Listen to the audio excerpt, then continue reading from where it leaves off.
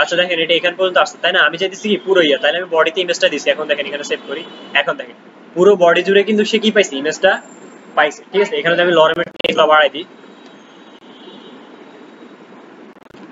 কারণ এখানে আমি লরেমের 5000টা টেক্সট বলে দিই, 500 টেক্সট দিই।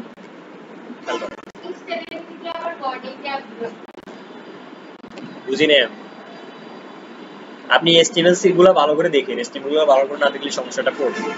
ঠিক আছে, ওই ক্লাসগুলো দেখে নিন। আচ্ছা এখানে অনেকগুলো টেক্সট নেওয়ার কারণে দেখেন স্কোপ করতেছে, কিন্তু আমার ইমেজটা কি একবারের জায়গায় দুইবার আসতেছে তাই না, রিপিট করতেছে বারবার। তো এই প্রবলেমটা এড়ানোর জন্য আমি এখানে দিব ব্যাকগ্রাউন্ড রিপিট। ঠিক আছে, ব্যাকগ্রাউন্ড রিপিট, রিপিটে গিয়ে বলে দিব কি নো রিপিট, যেন এটা কি করে রিপিট না করে। ঠিক আছে, এখন দেখেন ব্যাকগ্রাউন্ডটা কি একবারে আসছে, আর কোনো রিপিট করে না। বুঝে আসছে এটা?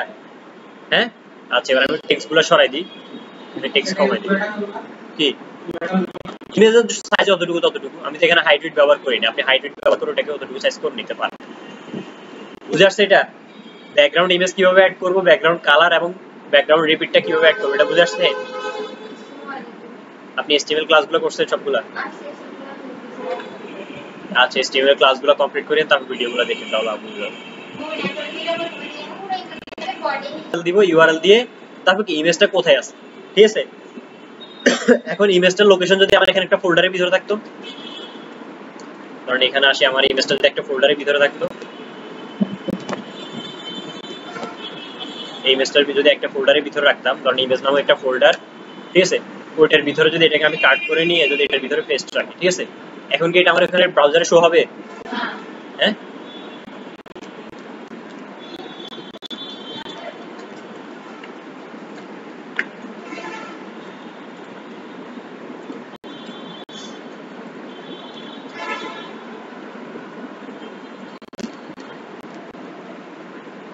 এখন দেখেন ইমেজটা কিন্তু আমার কি এখানে আসে নাই। ঠিক আছে, কেন আসে না এটা বুঝছি তো আমরা।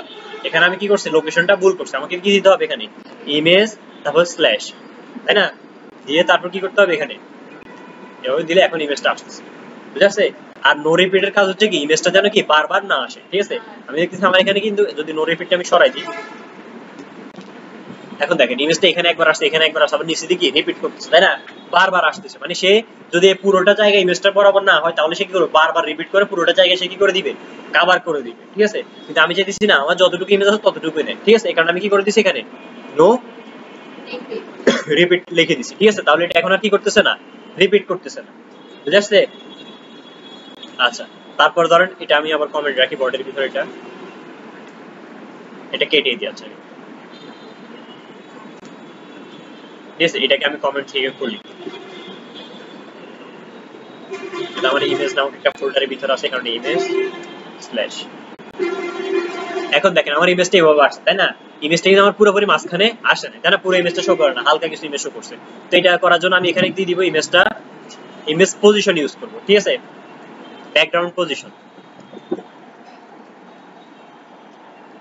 Background position centre. ঠিক আছে, কারণ আমার ইমেজটা যেন কি দেখা যায় সেন্টারে দেখা যায়। ঠিক আছে, এই কারণে আমি ব্যাকগ্রাউন্ড পজিশনটা কিসে দিছি, সেন্টার দিছি, কারণ এখানে এরকম আসছে। আচ্ছা এখন দেখেন ব্যাকগ্রাউন্ড কি পজিশনটা কি কোথায় আসছে, এটাকে সেন্টারে নিয়ে আসছে, কিন্তু তারপরে পুরো ইমেজটা আমার আসতেছে না তাই না। এবার আমি এখানে দিব ইমেজ সাইজটা ব্যবহার করব, ব্যাকগ্রাউন্ড সাইজ,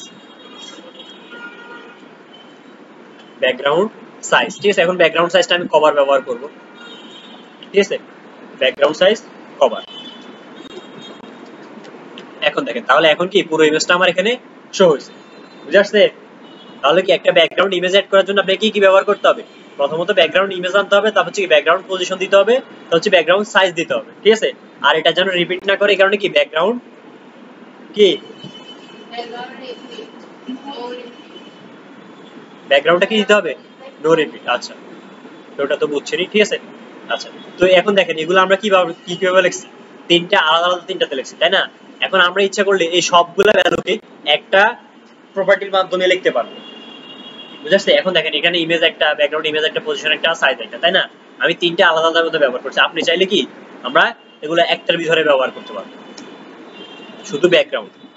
ঠিক আছে, এখন আপনার কি প্রয়োজন, ইমেজের প্রয়োজন, এখানে কি দিবেন ইউআরএল। ঠিক আছে, ইউআরএল দিয়ে আমার এখানে কি ইমেজের ভিতরে কি এটা ইমেজের ভিতরে সেটা কপি করা না, আমি আবার কপি করে নিই ইমেজের ভিতরে কিউট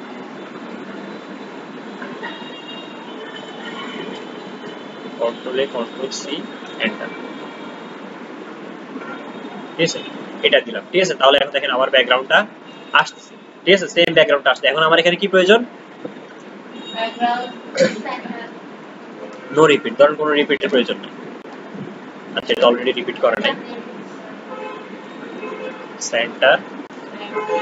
সেন্টার চলে আসছে। তারপর এখানে আরেকটা কি আছে আমার সাইজ ছিল কি কভার। আচ্ছা এখানে যখন একটা কমা দেওয়া লাগবে,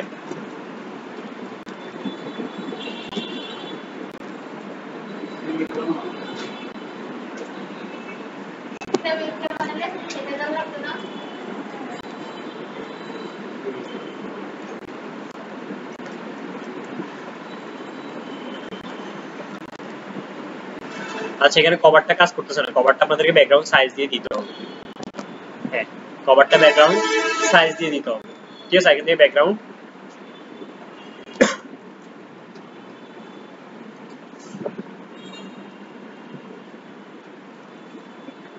কভার, বুঝাচ্ছে ব্যাকগ্রাউন্ডের কাজটা ক্লিয়ার। আচ্ছা তাহলে এটা একটু প্র্যাকটিস দেখেন। আপনি বলতেছেন কি, ধরেন আমি এখান থেকে একটা নিতেছি, ঠিক আছে, আমার style.css টা একটা css নামক একটা ফোল্ডারের ভিতরে আছে,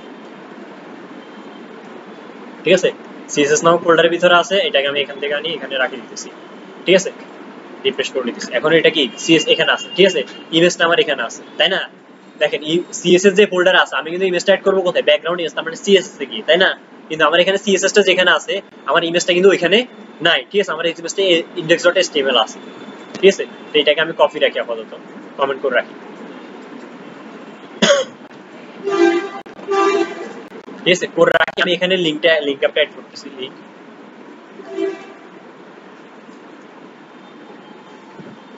ঠিক আছে। লিংকের ভিতরে আমার ইমেজটা আছে কোথায়, css নামক ফোল্ডারের ভিতরে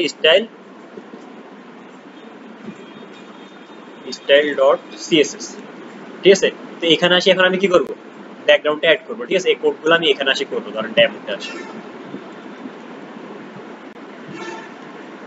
ঠিক আছে। এখানে আসি আমি এখন করতেছি,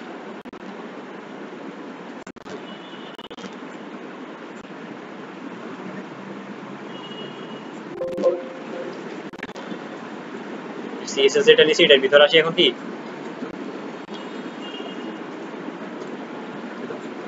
আচ্ছা এটা করছি, তাই না। এখন আপনার কথা হচ্ছে কি, এটা কি এখানে যে আমি যে আলাদাভাবে করছি যে সিএসএস যে ফোল্ডারে, ঠিক আছে, যেহেতু সিএসএস অ্যাড করতেছি এইচটিএমএল এর সময় এখানে রাখতেছি আমি, তাই না। কিন্তু সিএসএস আমার এই ফোল্ডারে ভিতরে, তাই না। কিন্তু ইমেজটা আমার কি বাহিরে, ঠিক আছে বাহিরের ভিতরে আরেকটা ফোল্ডার। এখন আমার এখানে কি ইমেজটা আসবে কিনা, এটার অনেক কথা। তাহলে যে আমি যেটা বললাম, ধরুন সিএসএস এর বাইরে এটা, ঠিক আছে।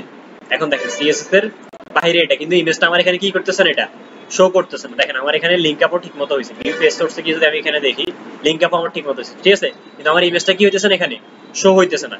কারণ আমি এখানে কি দিছি, ইমেজের ভিতরে দিছি, এখানে যাইলে তাপ পাবে, তাই না সে। কিন্তু আমার এখানে দেখেন ইমেজের ভিতরে সিএসএস এর এখানে মতো ইমেজ নামক কোন ফোল্ডার আছে না, এই কারণে সে পায় নাই। সিএসএস এর বাইরে যে ইমেজ নামক একটা ফোল্ডার আছে, সবাই দিয়ে খেয়াল করেন, সিএসএস এর বাইরে যে ইমেজ নামক একটা ফোল্ডার আছে না। এখন তাহলে এখানে আমি প্রথমে কাজটা করতে হবে কি, আমাকে যে সিএসএস থেকে বের হতে হবে, তাই না। এটা না, সিএসএস থেকে আমাকে প্রথমে বের হইতে হবে, তারপর যে আমাকে ইমেজ নামক ফোল্ডারটা খুঁজতে হবে, তারপর ওটার ভিতরে ঢুকতে হবে, এটা না। তো বাইরে হওয়ার জন্য এখানে আমাকে ডট ডট স্ল্যাশ দিতে হবে, বুঝাচ্ছে। একটা ফোল্ডার থেকে আপনি যখন ইউআরএলটা দিবেন, একটা ফোল্ডার থেকে বের হওয়ার জন্য আপনাকে কি করতে হবে, ডট ডট স্ল্যাশ দিতে হবে, ঠিক আছে, যেন ওটা কি করে ওই ফোল্ডার থেকে বের হয়ে আসে, ঠিক আছে। এখন দেখেন তাহলে এখন বলছি আমি এখান থেকে বের হয়ে সে সিএসএস এখানে যাবে, ঠিক আছে, গিয়ে এখানে দেখবি ইমেজ নামক কোনো ফোল্ডারে আসছে কিনা, থাকলে তারপর ওখান থেকে ইমেজটা সে খুঁজবে, ঠিক আছে। এবার আমি এখানে ব্রাউজার রিলোড করি, এখন দেখেন ইমেজটা আছে, বুঝাচ্ছে। এখন আপনি যেটা বলছেন যে এটা ব্যবহার করা যাবে না, যদি ধরেন আমি এখানে 7 নম্বর ফোল্ডারে গিয়ে রাখি, তাহলে এখানে আপনাকে বলতে হবে কি, একবার বাইরে হইতে হবে, আবার বাইরে হইতে হবে, আবার কোন জায়গায় আছে এটা নির্দিষ্ট করে খুঁজতে হবে, ঠিক আছে। তাহলে আপনার ইউআরএলটা অনেক বড় হয়ে যাবে, তাই না। এখানে ওটা ব্যবহার করার দরকার নেই, ডাইরেক্টলি এখানে রেখে ব্যবহার করাটাই বেটার, বুঝে আসছে এটা। আচ্ছা এটা একটু প্র্যাকটিস করতে